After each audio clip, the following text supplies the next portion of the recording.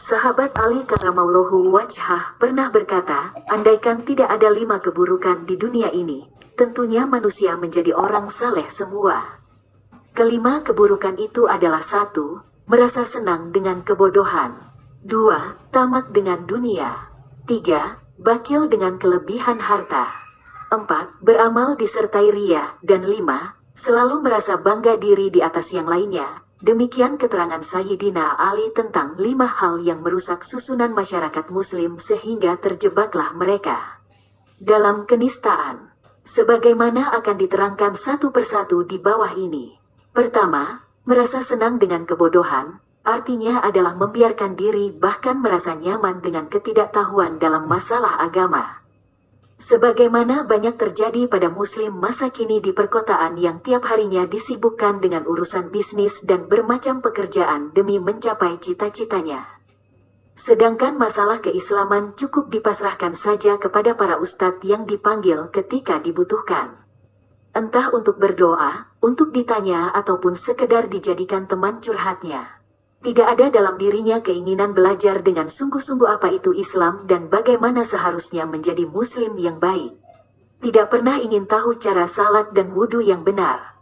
Mereka sudah puas dengan pengetahuan yang didapatnya dari teman ataupun dari meniru tetangga. Paling-paling belajar keislamannya didapat dari tayangan televisi pada kuliah subuh dan dalam broadcast-broadcast semacamnya.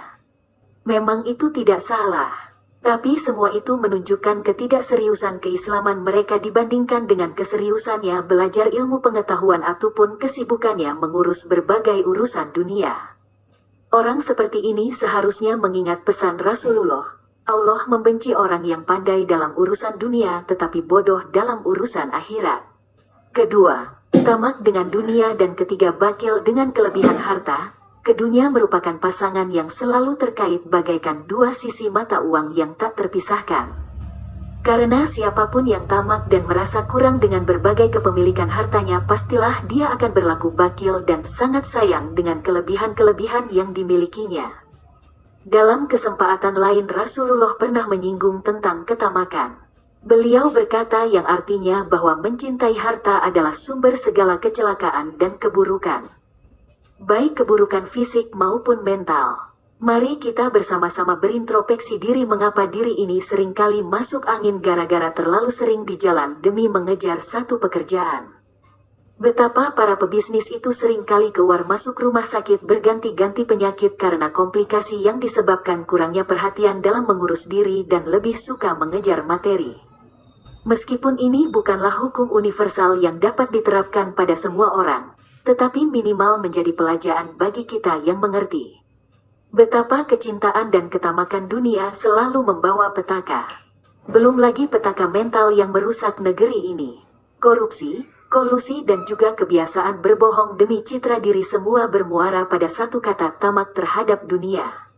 Rasulullah pernah bersabda, zuhud, tidak suka, dunia sangat menyenangkan hati dan badan. Sedangkan cinta dunia sangat melelahkan hati dan badan. Demikianlah bahwa kebahilan ataupun kepelitan merupakan dampak sistemik yang tidak terhindarkan dari ketamakan dunia. Dan kebahilan pasti akan menjauhkan seseorang dari Allah, surga dan sesama manusia. Itu artinya kesalehan bagi orang yang bakil adalah angan-angan belaka. Dan jikalau ada kesalahan di sana pastilah itu hanya kesalehan yang semu. Karena hadits Rasulullah tentang kebahilan yang menjauhkan seseorang dari Allah dan surga serta manusia sesama adalah hadits sahih. Keempat, riya dalam beramal. Riya adalah pamer yaitu melakukan satu amal ibadah, agama, dengan maksud mendapatkan pujian dari manusia. Atau dengan bahasa yang agak kasar riya dapat juga dikatakan dengan mengharapkan nilai dunia dengan pekerjaan akhirat. Rasulullah menegaskan bahwa riya termasuk dalam kategori syirik kecil, asyirikul asigar, dalam salah satu sabdanya, sesungguhnya sesuatu yang sangat saya khawatirkan atas dirimu adalah syirik kecil, yaitu riya, hari Ahmad. Disebut demikian karena perwujudan riya yang sangat halus dan tidak kentara. Adanya hanya dalam hati, tidak ketahuan di dalam tindakan diri. Para sufi mengibaratkan halusnya riya seperti semut hitam yang merayap di atas batu keras warna hitam di tengah pekat malam. Begitu halusnya ria hingga seringkali mereka yang terjangkit penyakit ini seringkali tidak sadar. Fudail bin Iyad, seorang sufi, pernah mencoba menjabarkan tentang ria dengan bahasa keseharian. Katanya, jika datang seorang pejabat kepadaku, kemudian aku merapikan jenggotku dengan kedua belah tanganku, maka aku benar-benar merasa khawatir kalau dicatat dalam kategori orang-orang munafik. Demikianlah hendaknya segala apa yang dilakukan manusia disandarkan kepada Allah.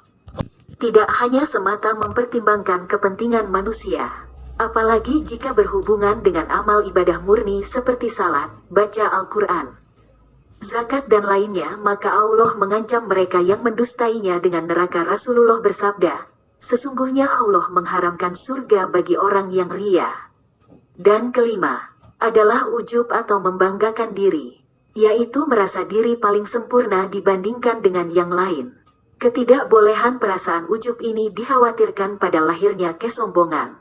Dan kesombongan itu sendiri merupakan sifat Allah yang tidak boleh ada dalam diri manusia. Demikianlah 5 hal yang menurut Sayyidina Ali Karamallahu Wajhah dapat menghalangi seseorang menjadi seorang yang saleh.